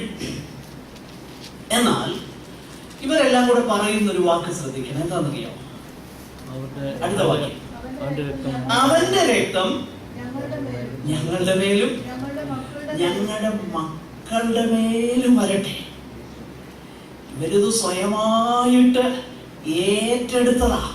ഞങ്ങളുടെ മേലും ഞങ്ങളുടെ മക്കളുടെ മേലും വരട്ടെ. എന്നിട്ട് ഇവിടെ മഹാപുരോഹിതൻ പറയുന്നതെന്നറിയോ? അവന്റെ രക്തം നിങ്ങൾ ഈ പറഞ്ഞ് ഞങ്ങളുടെ മേൽ വരുത്തുവാൻ നിങ്ങൾ ഇച്ഛിക്കുന്നു. വാസ്തവത്തിൽ അങ്ങനെയല്ല. വാസ്തവത്തിൽ ഇവര് തന്നെ പറഞ്ഞതാണ്, അവന്റെ രക്തം ഞങ്ങളുടെ മേൽ വരട്ടെ. ആകട്ടെ, അത് ഇവിടെ പറയുന്നതിന്റെ കൂട്ടത്തിൽ അങ്ങ് പറഞ്ഞു പോകട്ടെ. വാസ്തവത്തിൽ ഇത് ലിറ്ററലി സംഭവിച്ചു, അക്ഷരീകമായി സംഭവിച്ചു. AD 65 മുതൽ 70 വരെയുള്ളതാകുന്ന കാലഘട്ടത്തിൽ റോമൻ ഭരണത്തിനെതിരെ യഹൂദന്മാര് ഗറില്ല വാർഫെയർ, ഗറില്ല യുദ്ധം നടത്തിയ കാലഘട്ടം. ഇതിനെക്കുറിച്ച് ബൈബിളിൽ ചില റെഫറൻസുകളൊക്കെ നമ്മൾ വായിക്കുന്നുണ്ട്. സീലോട്ട്സ്, എരിവുകാരെന്ന് പറയുന്ന ഒരു കൂട്ടരെ കുറിച്ച് വായിക്കുന്നുണ്ടല്ലോ. അത് ഭയങ്കര എരിവ്, ലിറ്ററലി എരിവുകാരാണ്. റോമാക്കാര് കൊണ്ടുവരുന്ന, അതിനെക്കുറിച്ച് പിന്നീട് നമ്മൾ വായിക്കുന്നുണ്ട്. റോമാക്കാര് ഇവരെ കഷ്ടപ്പെടുത്തി. കാരണം ആളൊന്നിന് ടാക്സ് കൊടുക്കണം. പട്ടിണി കൊണ്ട് അവർ കഷ്ടപ്പെടുമ്പോഴും റോമ കൈസറിനുള്ള ടാക്സ് കൊടുത്തേക്കണം, അല്ലെങ്കിൽ പ്രശ്നമാണ്. അതുകൊണ്ടാണ് ഈ സാധാരണയായിട്ട് ഈ പേർവഴി ചാർത്തുന്ന സമയത്ത് ഒരു റിബല്യൻ ഒക്കെ ഉണ്ടാകുന്ന അവസരങ്ങളുണ്ട്. അത് നമ്മൾ താഴെ വായിക്കുന്നുണ്ട്. ചാർത്തലിന്റെ സമയത്ത് യൂദ എന്ന് പറയുന്ന ഒരു ഗലീലക്കാരൻ എഴുന്നേറ്റു. അപ്പൊ ഇത് അങ്ങനെയുള്ള അപ്രൈസിങ്. Roman ഭരണത്തിനെതിരെയുള്ള appraising. ഈ ചെറിയ ചെറിയ അപ്രൈസിങ് അതിന്റെ മൂർധന്യാവസ്ഥയിലേക്ക് എത്തി AD 60-കളിൽ. അങ്ങനെ ഇരിക്കുമ്പോഴാണ് അത് ഭയങ്കര ഗറില്ല വാർഫെയർ ഉണ്ടായി. റോമൻ ഭരണാധിപന്മാരെ ഉപദ്രവിക്കുകയും ചിലരെ കൊല്ലുകയൊക്കെ ചെയ്തു. അതിനെ കുറിച്ചൊക്കെ ചരിത്രം രേഖപ്പെടുത്തിയിട്ടുണ്ട്. ആ സന്ദർഭത്തിലാണ് തീത്തോസ് എന്ന് പറയുന്ന ആ കമാൻഡർ യെരുശലേമിലേക്ക് വരുന്നത്. നമുക്ക് ആ സംഭവങ്ങളൊക്കെ അറിയാം. യെരുശലേം ദൈവാലയം ചൂടുന്നതും അതിനൊക്കെ മുൻപായിട്ട് നമ്മൾ വായിക്കുന്നത്. യേശു കർത്താവിനോടുള്ള ബന്ധത്തിൽ ഇവർ പറഞ്ഞ വാക്കുകൾ അക്ഷരീകമായി നിറവേറി. ചരിത്രം രേഖപ്പെടുത്തിയിരിക്കുന്നത്, വിശേഷിച്ച് ഫ്ലാവിയസ് ജോസഫസ് എന്ന് പറയുന്ന യഹൂദ ചരിത്രകാരൻ രേഖപ്പെടുത്തിയിരിക്കുന്നത്, യെരുശലേമിന്റെ തെരുവീഥികളിൽ മുഴുവനും പാതയുടെ 2 ഓരങ്ങളിലും റോമാക്കാര് കുരിശുകൾ ഉയർത്തി. യെരുശലേമിൽ തെരുവോരങ്ങളിൽ മുഴുവൻ കുരിശുകൾ ഉയർത്തി. ആ കുരിശുകളിൽ ആയിരക്കണക്കിന് 10,000-കണക്കിന് യഹൂദന്മാരെ ക്രൂശിച്ചു. ചുമ്മാ പറഞ്ഞതാ വാക്ക്. എന്തുവാ? അവന്റെ രക്തം ഞങ്ങളുടെ മേലും ഞങ്ങളുടെ മക്കളുടെ മേലും വരട്ടെ. നമ്മൾ ചരിത്രം വായിച്ചു പോയി കഴിഞ്ഞാൽ ഇത് മനസ്സിലാക്കാൻ കഴിയുന്നുണ്ട്. രക്തപ്പുഴ ഒഴുകി. ഇതിനെക്കുറിച്ചാണ് യേശു ഒലിവുമലയിൽ ഇരിക്കുമ്പോൾ പറയുന്നത്. ആ കാലത്തിലെ കഷ്ടം വൃതന്മാർ നിമിത്തമോ പറയുന്നത് ഇറ്റ് ഈസ് അൺഈക്വൽഡ് എന്നാ യേശു തന്നെ പറയുന്നത്. ലോകസ്ഥാപനം മുതൽ ഇന്നു വരെ സംഭവിച്ചിട്ടില്ലാത്ത കഷ്ടം ഇതേ 70 സംഭവിച്ചു. നമുക്കറിയാം ഈ കാര്യം ദൈവവചനത്തിലുണ്ടാകട്ടെ. ഞാനത് സന്ദർഭവശാൽ അങ്ങ് പറഞ്ഞു പോയെന്നേ ഉള്ളൂ. ഇവർ പറയുകയാണ് അവന്റെ രക്തം ഞങ്ങളുടെ മേൽ വരുത്തുവാൻ ഇച്ഛിക്കുന്നു. എന്നാൽ ഇവിടെ 29 മുതൽ 32 വരെ ഉള്ളതാകുന്ന വേദഭാഗത്ത് ഈ അപ്പോസ്തലന്മാരുടെ മറുപടി, ഈ മറുപടി ഒരു കൊച്ചു പ്രസംഗമാണ്, ചെറിയൊരു സെർമൺ. നോക്കുക, ഇവിടെ ഞാൻ കഴിഞ്ഞ ദിവസം നിങ്ങളോട് പറഞ്ഞതുപോലെ തന്നെ ഏത് സന്ദർഭത്തിലായാലും ഈ അപ്പോസ്തലന്മാരുടെ എപ്പോഴത്തെയും കൺസേൺ അവരെ കുറിച്ച് തന്നെ പറയാനൊന്നുമല്ല. അവരെ കുറിച്ച് അവർ ഒരു വാക്കും പറയുന്നില്ല. അല്ലെങ്കിൽ അവരുടെ ജീവൻ രക്ഷിക്കാൻ വേണ്ടിയിട്ട് ഒരു വാക്കുപോലും ഇവർ പറയുന്നില്ല. ഇവരൊരു കൊച്ചു പ്രസംഗം, ഒരു ചെറിയ സന്ദേശം അവിടെ നൽകിയ ഈ സന്ദേശത്തിൽ അന്നേരവും അവർ യേശുവിനെ ഉയർത്തുകയാണ്. ശ്രദ്ധിക്കണേ, ഏത് സന്ദർഭമായാലും അവര് ദൈവാലയത്തിൽ നിന്ന് പ്രസംഗിക്കുന്ന സന്ദർഭമായാലും സൻഹെദ്രിൻ സംഘത്തിന്റെ മുൻപാകെ അവരെ വിസ്തരിക്കുന്ന സന്ദർഭമാണെങ്കിലും ഏത് സമയത്തായാലും അപ്പോസ്തലന്മാർക്ക് ഒരു കൺസേണേ ഉള്ളൂ, അത് യേശുവിനെ ഉയർത്തുക എന്നുള്ളതാണ്. ഏത് സന്ദർഭത്തിലും യേശുവിനെ ഉയർത്തുക. അതിന്റെ കാര്യം എന്നറിയാമോ? യേശുവിനെ കുറിച്ച് സാക്ഷ്യം പറയുന്ന ആത്മാവിനാലായി ഇവരെ നയിക്കപ്പെടുന്നത്. അതതിന്റെ കാര്യം. ഒരു വാക്യം നമ്മൾ ഈ വേദഭാഗത്തോട് ചേരുന്ന ഒരു വാക്യം എടുത്ത് ഒന്ന് വായിച്ച് ഞാനത് ഒന്ന് പറഞ്ഞു പോകാം. ദൈവത്തിന്റെ പരിശുദ്ധാത്മാവ് തനിക്ക് സാക്ഷ്യം പറയുമെന്ന് യേശു പറഞ്ഞു. യോഹന്നാന്റെ സുവിശേഷം 15-ാം അധ്യായം 26-ാമത്തെ വാക്യം. ഞാൻ പിതാവിന്റെ അടുക്കൽ നിന്ന് നിങ്ങൾക്ക് അയക്കുവാനുള്ള കാര്യസ്ഥനായി പിതാവിന്റെ അടുക്കൽ നിന്ന് പുറപ്പെടുന്ന സത്യാത്മാവ് വരുമ്പോൾ അവൻ എന്നെ കുറിച്ച് സാക്ഷ്യം പറയും. സത്യാത്മാവിന് ഒരു കാര്യം പറയാനുള്ളൂ, എന്തുവാ? യേശുവിനെ കുറിച്ചുള്ള സാക്ഷ്യം. അപ്പൊ ഈ സത്യാത്മാവിനാൽ പറഞ്ഞു കഴിഞ്ഞാൽ പിന്നെ ദൈവവചനത്തിൽ യേശുവിനെ കുറിച്ചേ കാണാൻ കഴിയത്തുള്ളൂ, വേറെ ഒന്നും കാണാൻ കഴിയില്ല. കാരണം ഈ സത്യാത്മാവാണ് സകല സത്യത്തിലും നടത്തുന്നത്. സത്യാത്മാവ് എപ്പോഴും ചെയ്യുന്നത് എന്തുവാ? യേശുവിനെ കുറിച്ച് സാക്ഷി പറയും, യേശുവിനെ കുറിച്ച് സാക്ഷി പറയും. ഇവിടെയും അതാണ് നമ്മൾ കാണുന്നത്. ഇവരെ ന്യായാധിപ സംഘത്തിന്റെ മുൻപാകെ വിസ്തരിക്കുമ്പോഴും അങ്ങനെ ഒരു പ്രസംഗം, യേശുവിനെ കുറിച്ചുള്ള സാക്ഷി. എന്തുവാണ് സാക്ഷി? നമ്മൾ താഴോട്ട് വായിച്ചു നോക്കിക്കഴിഞ്ഞാൽ പ്രധാനമായിട്ട് ഇവര് പറയുന്നത് ഞങ്ങൾ ദൈവത്തെ അനുസരിക്കണം, മനുഷ്യരെ അല്ല അനുസരിക്കണം. മനുഷ്യരെ അല്ല, ദൈവത്തെയാണ് അനുസരിക്കേണ്ടത് എന്ന് പറഞ്ഞേച്ച് ആ ദൈവത്തെ കുറിച്ചുള്ളതാകുന്ന 3 പ്രധാനപ്പെട്ട സത്യങ്ങൾ അവർ പറയുക. ഒന്നാമത്തെ സത്യം അവർ പറയുകയാണ്, നിങ്ങൾ മരത്തിൽ തൂക്കിക്കൊന്ന യേശുവിനെ നമ്മുടെ പിതാക്കന്മാരുടെ ദൈവം ഉയർപ്പിച്ചു. നോക്കുക, നിങ്ങൾ മരത്തിൽ തൂക്കിക്കൊന്ന യേശുവിനെ നമ്മുടെ പിതാക്കന്മാരുടെ ദൈവം ഉയർപ്പിച്ചു. ബൈ ദ വേ, ഈ സത്യം ഇവർ വിളിച്ചു പറയുമ്പോൾ ഇതിനു മുൻപ് യേശുവിന്റെ ഉയർപ്പിനെ കെട്ടുകഥയാക്കാൻ വേണ്ടിയിട്ട് ഇവർ അനേക കാര്യങ്ങൾ ചെയ്തത് അത് അവർക്ക് തന്നെ അറിയാം. യേശു ഉയർത്തെഴുന്നേറ്റിരിക്കുന്നു എന്ന സത്യം വിളിച്ചു പറയുമ്പോൾ വേദപുസ്തകത്തിൽ ഒരു ഭാഗത്തു പോലും, പ്രത്യേകിച്ച് അപ്പോസ്തല പ്രവൃത്തിയിൽ, ഈ മഹാപുരോഹിതനോ സൻഹെദ്രീൻ സംഘമോ ഈ സത്യത്തെ നിഷേധിക്കുന്നില്ലെന്നുള്ളത് നമ്മൾ മനസ്സിലാക്കണം. അവർ അങ്ങനൊന്നും അല്ല, നിങ്ങൾക്ക് അങ്ങനെ തോന്നിയതാ, യേശു ഉയർത്തെഴുന്നിട്ടില്ല എന്നൊന്നും അവർ പറഞ്ഞില്ല. ലൂക്കോസ് സത്യസന്ധമായിട്ട് കാര്യങ്ങൾ വിശദീകരിക്കും. യേശുവിനെ ഉയർപ്പിച്ചു എന്ന് പറഞ്ഞപ്പോ അതിനെ അവർ നിഷേധിച്ചതേയില്ല. അവർക്ക് അതൊന്നും അല്ല വിഷയം.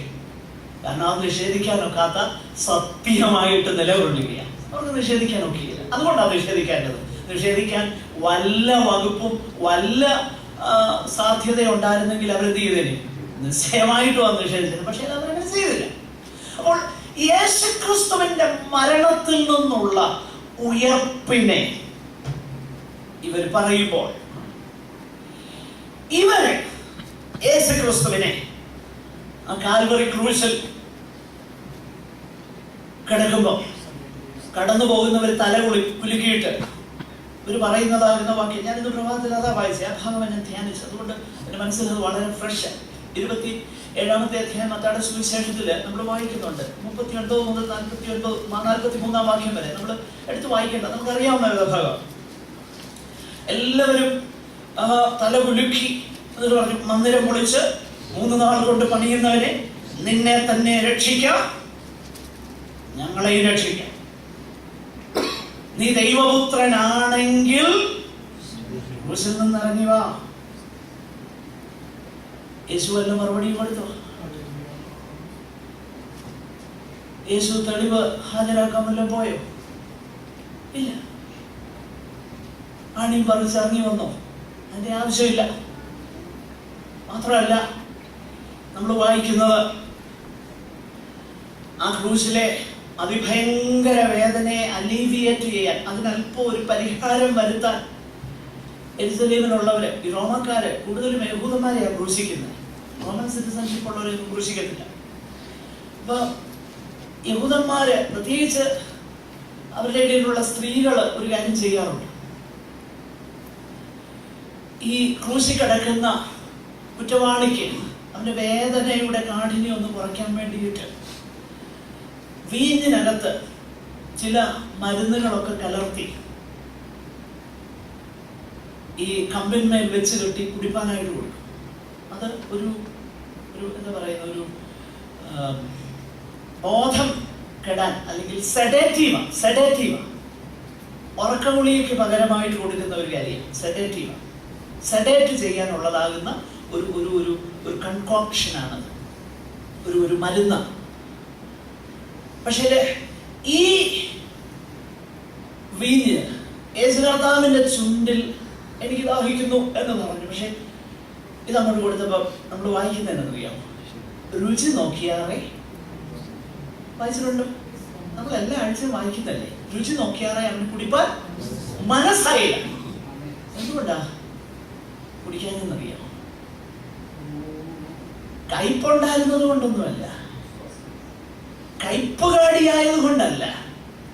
നേരെ മറിച്ച് അതെന്താണെന്ന് യേശുവിന് മനസ്സിലായി. എന്നാണ് ചോദിച്ചാൽ തൻ്റെ വേദനയ്ക്ക് അല്പം ആശ്വാസം കിട്ടാനുള്ള സംഭവമാണെന്ന് മനസ്സിലാക്കിയപ്പോൾ യേശു അത് മനസ്സായില്ല. പാപത്തിന്റെ സകല കുറ്റവും പൂർണ്ണ ബോധത്തോടെ അവസാനം വരെയും യേശു സഹിച്ചു. അതിന്റെ മനുഷ്യന് അതിനകത്ത് ഒരു അസിസ്റ്റൻസും ഇല്ലെന്ന് നമ്മൾ മനസ്സിലാകേണ്ടതിന് കർത്താവ് കുറുക്കു വഴി ഒന്നും നോക്കിയില്ലെന്നും പിതാവിന്റെ സമയത്തിന് വേണ്ടി അവിടുന്ന് കാത്തിരുന്നെന്നും നമുക്ക് മനസ്സിലാക്കി തരാൻ വേണ്ടിയിട്ടാണ് ആ ഇൻസിഡന്റ് സുവിശേഷകന്മാർ എഴുതിയേക്കുന്നത്. രുചി നോക്കിയാറേ അവന് കുടിപ്പാൻ മനസ്സായില്ല. എന്നാൽ നീ ദൈവപുത്രനാണെന്ന് പറഞ്ഞല്ലോ, മന്ദിരം പൊളിച്ച് 3 നാൾ കൊണ്ട് പണിയുന്നവനാണല്ലോ, നിന്നെ തന്നെ രക്ഷിക്കാം, ക്രൂശിൽ നിന്ന് ഇറങ്ങി വാ, ഞങ്ങൾ വിശ്വസിക്കുമെന്ന് പറഞ്ഞപ്പോ യേശു വന്നില്ല. പിന്നെയോ പിതാവ് തൻ്റെ ഹിതത്തിലും അധികാരത്തിലും വെച്ചിരിക്കുന്ന സമയത്തിനു വേണ്ടി കർത്താവ് താഴോട്ട് വായിച്ചു നോക്കിയില്ല. ഞാനിന്ന് പ്രഭാതത്തിൽ വായിച്ച ഞാൻ വളരെയധികം സമയം ആ ഭാഗം ധ്യാനിച്ചു. എനിക്ക് ഭയങ്കര സന്തോഷം തോന്നി. എന്താ, നമ്മുടെ വാഴ്ത്തപ്പെട്ടവനാകുന്ന കർത്താവ് ഈ ഭൂമിയിലേക്ക് വന്നപ്പോ എനിക്ക് വസ്തുവകയോ ഒന്നുമില്ലായിരുന്നു. പക്ഷെ തൻ്റെ ഒറ്റ ഒരു കാര്യം ഉണ്ടായിരുന്നു, പിതാവിന്റെ ഇഷ്ടം ചെയ്യുക എന്നുള്ളത്. പിതാവിന്റെ ഇഷ്ടം ചെയ്യാൻ വേണ്ടി മാത്രം, അതിനു വേണ്ടി മാത്രം വന്ന കർത്താവ്. പലരും പറയുന്നതിനറിയാം, പണ്ടൊക്കെ പറയുന്നതിന്റെ മക്കളെ നീ ബന്ധുക്കോസിൽ പോയി, നീ മുങ്ങി, മക്കളെ ഇവിടെ കെട്ടിക്കുന്നേ. ഇപ്പൊ പിന്നെ അത്രയും പ്രശ്നമില്ല, മക്കളെ കെട്ടിക്കുന്നതൊക്കെ. പിന്നെ പറയായിരുന്നു എവിടെ അടക്കുന്നേ. നമ്മൾ താഴോട്ട് വായിച്ചു കഴിഞ്ഞാൽ ദൈവഹിതം ചെയ്യാനായിട്ട് കർത്താവ് ഭൂമിയിലേക്ക് വന്നപ്പോൾ നമ്മൾ വായിക്കുന്നത്, ധനവാനാകുന്ന ഒരു മനുഷ്യൻ വന്നിട്ട് ധൈര്യത്തോടെ പിലാത്തോസിന്റെ അടികൾ ചെന്നിട്ട് യേശുവിന്റെ ശരീരം ചോദിച്ചു വാങ്ങി തനിക്ക് വേണ്ടി ഒരുക്കിയതാകുന്ന കല്ലറയിൽ വെച്ചു. പ്രിയരെ, ദൈവഹിതം ചെയ്യാൻ കാലെടുത്തു വെക്കുന്നതാണ് നമ്മൾ. നമ്മുടെ ഭാവി എന്താകും എന്ന് ഭാരപ്പെടേണ്ട, ദൈവഹിതം ചെയ്യാനായിട്ട് മുൻപോട്ട് ധൈര്യത്തോടെ കാലെടുത്തു വെക്കുക. നമ്മുടെ സകല ഭാവിയെയും നാം ചിന്തിക്കുന്നതിലും നാം വിചാരിക്കുന്നതിലും മനുഷ്യന് ചെയ്യാൻ കഴിയുന്നതിലും അപ്പുറമായിട്ട് കരുതുവാൻ കരുണയുള്ള സ്വർഗസ്ഥനാകുന്ന പിതാവ് നമുക്കുള്ളപ്പോൾ ആ പിതാവിന്റെ ഇഷ്ടം ചെയ്യാനായിട്ട് ധൈര്യത്തോടെ മുൻപോട്ട് പോകൂ. ദൈവം നമ്മെ സഹായിപ്പാൻ വിശ്വസ്തനാണ്. ഇതാണ് യേശുവിന്റെ കാര്യത്തിൽ ഞാനിത് പ്രഭാതി ധ്യാനിച്ചപ്പോൾ എന്റെ മനസ്സിൽ വന്നത് ഞാൻ നിങ്ങളോട് ഷെയർ ചെയ്തതേ ഉള്ളൂ. എത്ര അത്ഭുതകരമാണ്. എന്നാൽ അത് മാത്രമല്ല, ഞാൻ പറഞ്ഞു വരുന്ന അതല്ല. നമ്മൾ താഴോട്ട് വായിച്ചു നോക്കിക്കഴിഞ്ഞാൽ ദൈവപുത്രനാണെന്ന് പറഞ്ഞല്ലോ എന്നാണ് അവർ പറയുന്ന അക്യൂസേഷൻ. എന്നാൽ ദൈവപുത്രനാണെന്ന് സകല ലോകത്തിന്റെ മുൻപാകെയും വ്യക്തതയോടെ നിർണയിക്കപ്പെട്ടത് എന്തിനാലാണെന്നറിയാമോ? റോമാലേഖനം, മലയാള വേദോസത്തിൽ റോമാലേഖനം 1-ാം അധ്യായം അതിന്റെ 5-ാമത്തെ വാക്യം വായിച്ച്. റോമാലേഖനം 1-ാം അധ്യായം 5-ാമത്തെ വാക്യം. പെട്ടെന്ന് ജഡം സംബന്ധിച്ച് ദാവീദിന്റെ സന്തതിയിൽ നിന്ന് ജനിക്കുകയും മരിച്ചിട്ട് ഉയർത്തെഴുന്നേൽക്കുകയാൽ വിശുദ്ധിയുടെ ആത്മാവ് സംബന്ധിച്ച് ദൈവപുത്രനെന്ന് ശക്തിയോടെ നിർണയിക്കപ്പെടുകയും ചെയ്തു. പ്രിയരെ, നോക്കണം. അവര് ക്രൂശിൽ പറഞ്ഞ വാക്കിത് തന്നെയാ, ദൈവപുത്രനാണെന്ന് അവനെ പരിഹസിച്ചു പറഞ്ഞു. പക്ഷെങ്കിൽ ആ ഉയർപ്പിനാൽ ദൈവം തെളിയിച്ചു, നിർണയിച്ചു. ദൈവപുത്രനെന്ന് ശക്തിയോടെ നിർണയിച്ചു. ഇതാണ് അപ്പോസ്തലന്മാർ പറയുന്ന സാക്ഷി. നിങ്ങൾ യേശുവിനെ മരത്തിൽ തൂക്കിക്കൊന്നു, പക്ഷെങ്കിൽ ദൈവം എന്ത് ചെയ്തു? അവനെ ഉയർപ്പിച്ചു. അവനെ ഉയർപ്പിച്ചതിനാൽ ദൈവം എന്താണ് ചെയ്തത്? അവിടുന്ന് ദൈവപുത്രനാണെന്ന് നിർണയിക്കുകയാണ് ചെയ്തത്. എല്ലാവരുടെയും മുൻപാകെ ദൈവപുത്രനാണെന്നുള്ള എൻഡോഴ്സ്മെന്റ് ആയിരുന്നു ഇവരുടെ മുൻപിൽ ഉയർത്തുന്നത്. എന്നാൽ നമ്മൾ മത്തായിയുടെ സുവിശേഷം 27-ാമത്തെ അധ്യായത്തിലൊക്കെ നമ്മൾ വായിക്കുന്നത് വർഷങ്ങളായിട്ട് പ്രവാചക പുസ്തകം പരിചയമുള്ള ഇവർക്ക് ഇത് മനസ്സിലാക്കാൻ കഴിഞ്ഞില്ല. എന്നാൽ ഒരു റോമ പട്ടാളക്കാരൻ ആ ക്രൂസിന്റെ ചുവട്ടിൽ നിന്നുകൊണ്ട് ഒരു കാര്യം ഉറക്കെ വിളിച്ചു പറഞ്ഞു. എന്നാ പറഞ്ഞെന്നറിയോ? ഇവൻ ശരിക്കും ദൈവപുത്രനാണ്. വർഷങ്ങളായിട്ട്, നൂറ്റാണ്ടുകളായിട്ട് ഇവരുടെ തിരുവഴുത്തുകളിൽ എല്ലാ ശബ്ദത്തോറും കേൾക്കുന്ന ഇവർക്ക് ഇത് മനസ്സിലായില്ല. പക്ഷെ ഒരു ജാതീയനാകുന്ന ഒരുവൻ അക്നോളജ് ചെയ്തു. അവൻ ശരിക്കും മരണം കണ്ടേച്ചു, ക്രൂശ് കണ്ടേച്ചു പറഞ്ഞു, ഇവൻ ദൈവപുത്രനാണ്. ഞാൻ മനസ്സിലാക്കുന്നത് അന്ന് വരെ ഒരുപക്ഷെ റോമ പട്ടാളക്കാരൊക്കെ കണ്ടിട്ടുള്ളത് അതുവരെ മരിക്കുന്നത് വരെ ചീത്ത പറഞ്ഞുകൊണ്ട് മരിക്കുന്നവരെ കണ്ടിട്ടുള്ളത്. എന്നാൽ ഇവർ ചെയ്യുന്നത് അറിയായികയാൽ ഇവരോട് ക്ഷമിക്കണമേ എന്ന് പറഞ്ഞ് ജീവൻ വെടിയുന്ന ഒരുവനെയേ ഇന്ന് വരെ ആ പട്ടാളക്കാരൻ കണ്ടിട്ടുള്ളൂ. അത് നമ്മുടെ കർത്താവ്. സ്തോത്രം. നോക്കുക, ഈ യേശുക്രിസ്തുവിനെ ഈ അപ്പോസ്തലന്മാർ ഉയർത്തുകയാണ്. അങ്ങനെ ഉയർത്തുമ്പോൾ അവർ പറയുന്നത് ആ യേശുക്രിസ്തുവിനെ ദൈവപുത്രൻ എന്ന് നിർണയിച്ചു. അവിടുന്നാണ് രക്ഷകൻ. ആ രക്ഷകൻ 2 ദാനം തരാൻ ഒരുക്കം. എന്താ 2 ദാനം? ഒന്ന് മാനസാന്തരവും പാപമോചനവും. ഈ രക്ഷകൻ മാനസാന്തരവും പാപമോചനവും തരുവാൻ ഒരുക്കം. മാത്രമല്ല, മറ്റൊന്നുകൂടി, നിങ്ങൾക്ക് മാനസാന്തരം തരും, പാപമോചനം തരും. ഒന്ന് നിങ്ങളിൽ നിന്ന് എടുത്തു കളയും, പാപം മോചിക്കും. എന്നാൽ അത് മാത്രമല്ല, നിങ്ങൾ ഇത് അനുസരിച്ച ദൈവം തന്നെ അനുസരിക്കുന്നവർക്ക് നൽകുന്ന പരിശുദ്ധാത്മാവ് സാക്ഷി. മനസ്സിലാക്കണേ? അപ്പോൾ ഇത് വളരെ വ്യക്തമായിട്ട് ദൈവത്തിന്റെ വചനം നമ്മളെ പഠിപ്പിക്കുക. ദൈവം തന്നെ അനുസരിക്കുന്ന എന്ത്? യേശു രക്ഷകനാണെന്ന്, കർത്താവാണെന്ന്, എന്റെ പാപത്തിന്റെ മോചനത്തിനു വേണ്ടി അവിടുന്ന് മരിച്ചെന്ന് മനസ്സിലാക്കി അനുതാപത്തോടെ ദൈവപാദപീഠത്തിൽ വീഴാൻ ഒരുക്കമുള്ള എനിക്ക് ദാനമായി ദൈവം തന്നെ പരിശുദ്ധാത്മാവിനെ തരും എന്നത് ദൈവവചനത്തിന്റെ ഉപദേശം.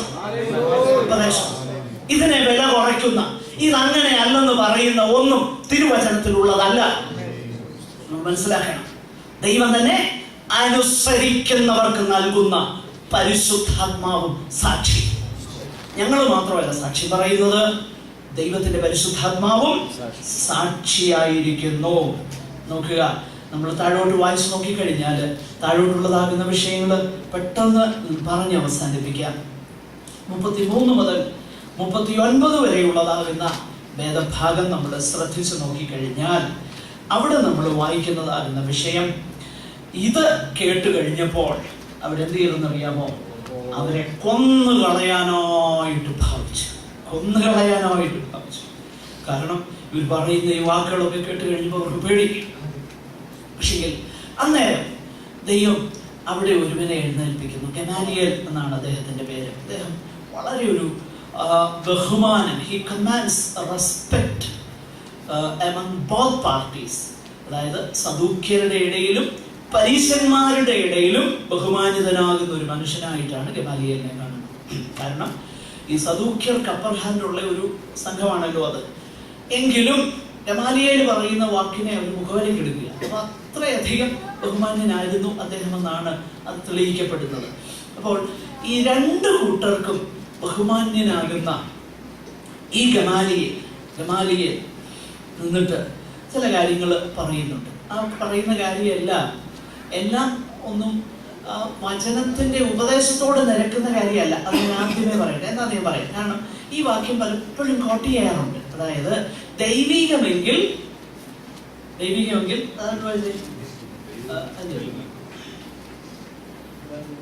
അതിന്റെ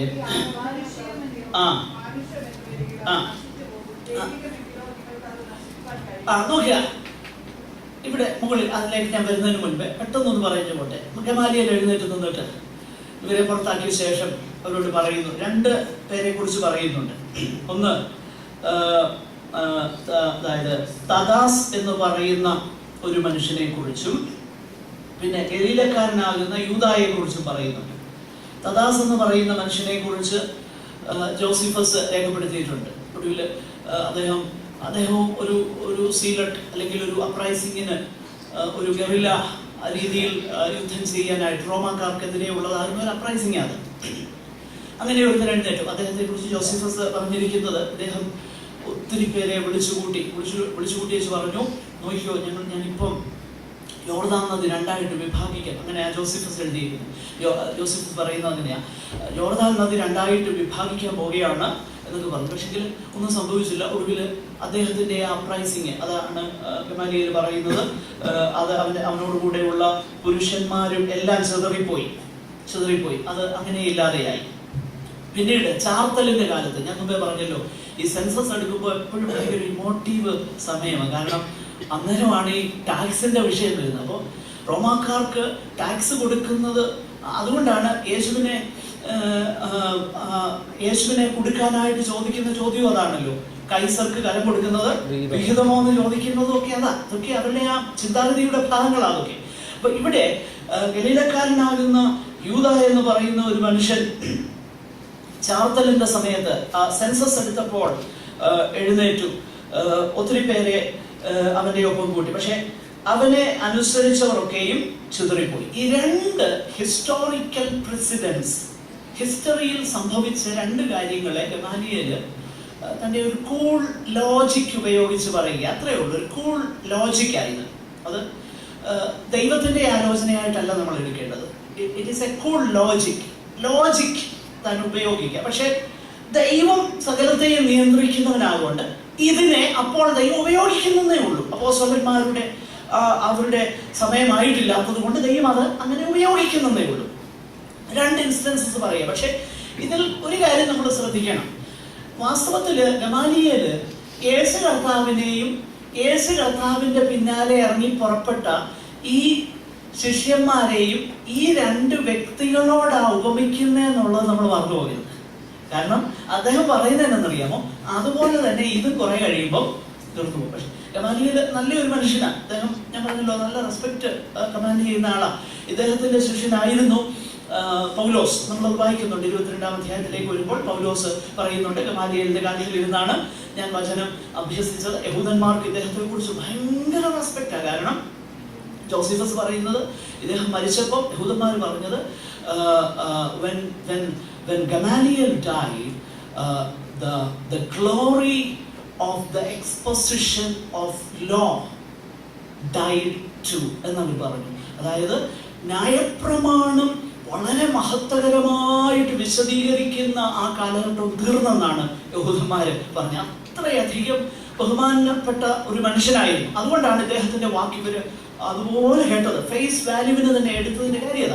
ഇദ്ദേഹത്തിന്റെ ശിഷ്യനായിരുന്നു പൗലോസ്. ഇദ്ദേഹത്തിന്റെ ഗുരുവാണ് ഹില്ലേൽ എന്ന് പറയുന്ന യഹൂദ ശാസ്ത്രി. അദ്ദേഹത്തിന്റെ ഒരു പ്രധാനപ്പെട്ട ചിന്താഗതി എന്ന് പറഞ്ഞാൽ, യഹൂദന്മാരുടെ ഇടയിൽ രണ്ട് ചിന്താഗതികളാണ് പ്രധാനമായിട്ടുള്ളത്. ഒന്ന്, യഹൂദന് മാത്രമേ രക്ഷയുള്ളൂ, രക്ഷ യഹൂദന് വേണ്ടി മാത്രമുള്ളതാണ്. ഈ ഒരു ചിന്താഗതിയാണ് യഹൂദന്മാരിൽ ഭൂരിപക്ഷം പേർക്കുണ്ടായിരുന്നത്. അതുകൊണ്ടാണ് ആ ചിന്താഗതിയിൽ നിന്നാണ് അവർ പറഞ്ഞത്, ജാതികളെ നരകത്തിന്റെ ഇന്ധനങ്ങളാക്കി വെച്ചേക്കുക. അതുകൊണ്ടാണ് ഒരു സാധാരണ റബി പ്രാർത്ഥിക്കുമ്പോൾ, ദൈവമേ, ഞാനൊരു സ്ത്രീയായിട്ടോ ഒരു ജാതീയനായിട്ടോ ജനിക്കാഞ്ഞതിനാൽ ഞാൻ അങ്ങയെ മഹത്വപ്പെടുത്തുന്നു. നരകത്തിലെ വിറകായിട്ട് ഉണ്ടാക്കിയവരാണ് ജാതികളെന്നാണ് യഹൂദന്മാരൊക്കെ വിശ്വസിച്ചത്, കൂടുതൽ പേര്. അങ്ങനെയുള്ള ഒരു ചിന്താഗതിയുണ്ട്. അതുകൊണ്ട് യഹൂദന് മാത്രമേ രക്ഷയുള്ളൂ എന്ന് പറയുന്ന ഒരു കൂട്ടരുണ്ട്. വേറൊരു സ്കൂൾ ഓഫ് തോട്ട് ഉണ്ട്, ഹില്ലേൽ എന്ന് പറയുന്ന യഹൂദ ശാസ്ത്രി. അദ്ദേഹത്തിന്റെ ചിന്താഗതി അനുസരിച്ച് രക്ഷ യഹൂദന് മാത്രമേ ഉള്ളൂ. പക്ഷെങ്കിൽ ചിലരൊക്കെ യഹൂദന്മാരായി തീർന്നാൽ അവർക്കും രക്ഷയുണ്ട് എന്ന് പഠിപ്പിക്കുന്ന ഒരു ചിന്താഗതിയാണ്. അദ്ദേഹത്തിന്റെ ശിഷ്യനായിരുന്നു ഗമാലിയേൽ. ആ ഗമാലിയേലിന്റെ ശിഷ്യനാണ് പൗലോസ്. ഒരു പക്ഷേ അതുകൊണ്ടാകാം, അങ്ങനാണെന്ന് ഞാൻ പറയില്ല, അതുകൊണ്ടാകാം ജാതികൾക്കുള്ള രക്ഷയെ കുറിച്ചുള്ള സന്ദേശം പൗലോസിന് കൊടുത്തപ്പോൾ അത് അക്സെപ്റ്റ് ചെയ്യാൻ പൗലോസിന് ഒരു പ്രയാസമില്ല. ഒരു പക്ഷെ അതുകൊണ്ടാകാമെന്ന് ഞാൻ പറയുക, അങ്ങനെയാണെന്ന് പറയുകയല്ല. അങ്ങനെയാണെന്ന് പറയുകയില്ല, ആകാമായിരിക്കാം. എന്ന് പറഞ്ഞാൽ ദൈവം ജാതികളുടെ അപ്പോസ്തലനായിട്ട് തെരഞ്ഞെടുത്ത ആ മനുഷ്യനെ അവന്റെ ചെറുപ്പം മുതലേ അവന് കൊടുത്ത ട്രെയിനിങ്ങും ആ നിലയിലാണ് എന്ന് ഞാൻ പറഞ്ഞതേ ഉള്ളൂ. അത്രയേ ഉള്ളൂ അതിന്റെ അർത്ഥം. ആകട്ടെ, അത് നമ്മുടെ ഇപ്പോഴത്തെ വിഷയമല്ലല്ലോ. ഗമാലിയേൽ എഴുന്നേറ്റ് ഇത് പറഞ്ഞു കഴിഞ്ഞപ്പോൾ അവരംഗീകരിച്ചിട്ട് ഗമാലിയേൽ പറയുന്ന ആ കാര്യം കൂടി ഞാൻ പെട്ടെന്ന് പറയട്ടെ. ഗമാലിയേൽ പ്രിൻസിപ്പിൾ എന്നാ അതിന് പറയുന്നത്. അദ്ദേഹം പറയുന്നത് എന്തുവാ? മാനുഷ്യം എന്ന് വരികിൽ അത് നശിച്ചു പോകും, ദൈവികമെങ്കിലോ അതിനെ തടയാൻ ആർക്കും കഴിയത്തില്ല. ഇത് ഒരു ഒരു ഒരു ഒരു പൊതുവായ തത്വമായിട്ട് എടുക്കരുത്. മാനുഷികമെങ്കിൽ നശിച്ചു പോകും. എപ്പോഴാണ് നശിച്ചു പോകുന്നതെന്ന് അറിയാമോ? Not in the short run but in the long run. പെട്ടെന്നൊന്നും നശിച്ചു പോകുകയല്ല മാനുഷികമായിട്ടോ പൈശാചികമായിട്ടുള്ളതോ പെട്ടെന്ന് നശിക്കത്തില്ല, അത് വർദ്ധിച്ചുകൊണ്ടേയിരിക്കും. ഞാൻ പറയട്ടെ, ശബരിമലയിൽ ആള് കുറയാന്നോ കൂടുകയെന്നോ ചെയ്യുന്നത്? കൂടുക. പിന്നെ മണർകാട്ട് കുറയുന്നുണ്ടോ? കൂടുന്നേ ഉള്ളൂ. കുറ്റവർത്തിയിലും കൂടുന്നേ ഉള്ളൂ. ബോംബെയിലുണ്ട് മൗണ്ട് മേരി, അവിടെ കൂടുന്നേ ഉള്ളൂ. ഇപ്പം ബുധനാഴ്ചകളിലൊക്കെ ആ ദേശത്തോട്ട് എടുക്കാൻ പറ്റുകയില്ല, ഭയങ്കര ട്രാഫിക്കാണ്, റോഡിലൂടെ അങ്ങ് സ്പിൽ ഓവർ. കൂടുന്നേ ഉള്ളൂ, കുറയുന്നില്ല. ശിരടിയില് കൂടുന്നേ ഉള്ളൂ, കുറയുന്നില്ല. അപ്പം മാനുഷികമോ പൈശാചികമോ ആയതൊന്നും നശിച്ചു പോകുമെന്ന് പറഞ്ഞാൽ ഉടനെ നശിച്ചു പോകുന്നല്ല. അൾട്ടിമേറ്റ്ലി ദൈവം അത് അനുവദിച്ചേക്കുക, ആത്യന്തികമായിട്ട് നശിച്ചു പോകും. ദൈവികമായതിനെ മനുഷ്യന് എന്ത് ചെയ്യാൻ പറ്റത്തില്ല, തടയാനൊക്കത്തില്ല. അത് ഒരു പരിധി വരെ ശരിയാണ്. എങ്കിലും ദൈവികമായതും ആത്യന്തികമായിട്ടാണ് ജയത്തിലേക്ക് പോകുന്നത്. ഉടനെ ആകണമെന്ന് നിർബന്ധമില്ല, ആത്യന്തികമായിട്ട്. അപ്പൊ ഈ ഗമാലിയേൽ പ്രിൻസിപ്പിള് വേദപുസ്തകത്തിലുള്ളതാണ്. കാരണം മനുഷ്യൻ പറഞ്ഞ വാക്കുകൾ എല്ലാം ദൈവത്തിന്റെ ആത്മാവ് രേഖപ്പെടുത്തിയിട്ടുണ്ട്. ദൈവത്തിങ്കിൽ നിന്നുള്ള ഒരു ആലോചനയായിട്ട് ആരും എടുക്കരുതേ, അങ്ങനെയല്ല. നേരെ മറിച്ച് ഗമാലിയേൽ ഒരു നല്ല ഒരു ഡിപ്ലോമാറ്റിക് ആയിട്ട് കാര്യത്തെ അങ്ങ് ഹാൻഡിൽ ചെയ്തു. ദൈവം അത് അനുവദിച്ചു. ഇപ്പോൾ ഈ സന്ദർഭത്തിൽ ഈ ശിഷ്യന്മാരെ രക്ഷിക്കാനെന്നേ ഉള്ളൂ. പക്ഷെ എങ്കിലും ഒരു കോംപ്രമൈസ് ഫോർമുലയായിട്ട് സദൂക്യരെല്ലാം പറഞ്ഞു, ഓക്കെ ഞങ്ങൾ സമ്മതിച്ചു. ആദ്യം അവർ ഓർത്തത് കൊല്ലാനാണ് ഓർത്തത്, പക്ഷെ സമ്മതിച്ചു. ഓക്കെ, ഇനി കൊല്ലുന്നില്ല, അടി കൊടുത്ത് വിട്ടേക്കാന്ന് പറഞ്ഞു. അതാണ് അടുത്ത വാക്യങ്ങളിൽ നമ്മൾ വായിക്കുന്നത്, അടി കൊടുത്ത് വിട്ടേക്കാം. അപ്പൊ ഇത് രണ്ടിനും ഇടയിലുള്ള ഒരു കോംപ്രമൈസ്. ആദ്യം 33-ാം വാക്യത്തിൽ നമ്മൾ കണ്ടു, കൊല്ലാനായിട്ട് ഒടുക്കി കളയുവാനായിട്ട് ഭാവിച്ചു. പക്ഷെങ്കിൽ അത് അവർ വേണ്ടാന്ന് വെച്ചു. ഗമാലിയേൽ പറഞ്ഞുകൊണ്ട് ഒരു കാര്യം ചെയ്ത് നമുക്കൊരു മിഡിൽ, ഒരു കോംപ്രമൈസ്. കൊല്ലുന്നില്ല, പക്ഷെ അടി കൊടുത്ത് വിട്ടേക്കാം. ഈ അടി ഏതാണെന്നറിയാമോ? ആവർത്തന പുസ്തകം 25-ാം അധ്യായം 1 മുതലുള്ള വാക്യങ്ങളിൽ രേഖപ്പെടുത്തിയിരിക്കുന്ന കാര്യമാണ്.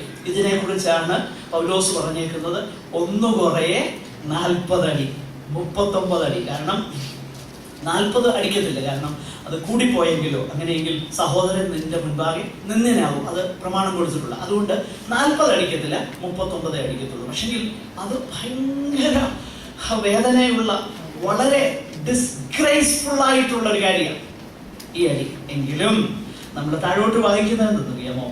നമ്മൾ താഴോട്ട് വായിച്ചു പോയി കഴിഞ്ഞാല് ഈ അടി കൊണ്ടു കഴിഞ്ഞെങ്കിലും അപ്പോസ്തലന്മാരുടെ പ്രതികരണം എന്തുവാ? അതിനെ കുറിച്ച് ഒരു കമന്റേറ്റർ അതിന്റെ 41-ാമത്തെ വാക്യത്തിൽ എഴുതിയിരിക്കുന്നത്, തിരുനാമത്തിന് വേണ്ടി അപമാനം സഹിപ്പാൻ യോഗ്യരായി എണ്ണപ്പെടുകയാണ്. അതിൽ സന്തോഷിച്ചും കൊണ്ട് ന്യായാധിപ സംഘത്തെ വിട്ടുപോയി. ഇതാണ് യേശു കർത്താവ് പറഞ്ഞത്. മത്തായിയുടെ സുവിശേഷം 5-ാം അധ്യായം അതിന്റെ 10 മുതൽ 12 വരെയുള്ള വാക്യങ്ങൾ, ലൂക്കോസിന്റെ സുവിശേഷം 6-ാം അധ്യായം 22 മുതൽ 23 വരെയുള്ള വാക്യങ്ങളിലും ഈ കാര്യം യേശു പറഞ്ഞിട്ടുണ്ട്. ഇതിനെക്കുറിച്ച് ഒരു കമന്റേറ്റർ പറഞ്ഞു, ഞാനത് കോട്ട് ചെയ്യട്ടെ. അദ്ദേഹം പറഞ്ഞിരിക്കുന്നത്, the honour to be dishonoured, the grace to be disgraced, the honour to be dishonored and the grace to be disgraced. അപമാനിക്കപ്പെടുന്നതിൽ അഭിമാനം കൊള്ളുകയും നിന്ദ്യരാക്കപ്പെടുന്നത് അത് കൃപയാണെന്ന് കരുതുകയും ചെയ്യുന്ന മനോഭാവം. എന്തുകൊണ്ട്? വെറുതെ അല്ല, തിരുനാമം നിമിത്തം അപമാനം അനുഭവിപ്പാൻ യോഗ്യരായ ദൈവം ഞങ്ങളെ എണ്ണി. അതുകൊണ്ട് അവർ സന്തോഷിച്ചുകൊണ്ട് ന്യായാധിപ സംഘത്തെ വിട്ടുപോയി. സ്തോത്രം. പ്രിയരെ, നമ്മളിത് മനസ്സിലാക്കണം. നമ്മെ രക്ഷിച്ചവനും നമ്മെ സ്നേഹിക്കുന്നവനുമാകുന്ന നമ്മുടെ വാഴ്ത്തപ്പെട്ടവനാകുന്ന കർത്താവ്, പ്രിയമുള്ളവരെ, നമ്മൾ മനസ്സിലാക്കണം. ഈ വേദഭാഗം നമ്മൾ ശ്രദ്ധിച്ചു നോക്കിക്കഴിഞ്ഞാൽ നമ്മുടെ കർത്താവ് നമുക്ക് വേണ്ടി അനുഭവിച്ചതാകുന്ന ആ അനുഭവങ്ങളിൽ കൂടെ നിത്യ ജീവനിലേക്ക് നമ്മളെ കൊണ്ടുപോകുമ്പോൾ കർത്താവിനെ അനുഗമിക്കുന്ന നമുക്ക് ഉണ്ടാകുന്ന അസൗകര്യങ്ങളൊക്കെയും നമ്മുടെ ജീവിതത്തിൽ സന്തോഷമായി കരുതുവാനുള്ള ഒരു മനോഭാവത്തിലേക്ക് വരണമെങ്കിൽ ഈ അപ്പോസ്തലന്മാരെ പോലെ തന്നെ ദൈവത്തിൻ്റെ പരിശുദ്ധാത്മാവിനാൽ നിറയപ്പെട്ട് ദൈവത്തിൻ്റെ ആത്മാവിനാൽ നയിക്കപ്പെടാൻ നമ്മൾ ആഗ്രഹിക്കണം. എങ്കിൽ മാത്രമേ അത് കഴിയത്തുള്ളൂ. അതിനുവേണ്ടി നമുക്ക് നമ്മെ തന്നെ ഏൽപ്പിച്ചു കൊടുക്കുക. ഒരു പുത്തൻ അഭിഷേകവും ഒരു പുതിയ കൃപയും ദൈവത്തിൻ്റെ ആത്മാവിൻ്റെ ഒരു സവിശേഷമാകുന്ന ശക്തീകരണവും ഒരു ദർശനവും നിത്യതയെക്കുറിച്ചുള്ള ഒരു കാഴ്ചപ്പാടും കർത്താവിൻ്റെ ക്രൂശിനെ കുറിച്ചുള്ളതാകുന്ന ഒരു പുതിയ ദർശനവും ദൈവവചനപ്രകാരം ദൈവം നമുക്ക് തരേണ്ടതിനായിട്ടും അവിടുത്തെ സാക്ഷികളായി ഏത് സന്ദർഭത്തിലും നിലനിൽപ്പാൻ ദൈവം നമ്മെ സഹായിക്കേണ്ടതിനും നമുക്ക് ആഗ്രഹിക്കാം, പ്രാർത്ഥിക്കാം. ഈ വചനങ്ങളാൽ ദൈവം നമ്മെ അനുഗ്രഹിക്കട്ടെ. സഹോദരന്മാരിൽ ഒരാൾക്ക് ദയവായി അവർ പ്രാർത്ഥിച്ച് അവസാനിപ്പിക്കാം.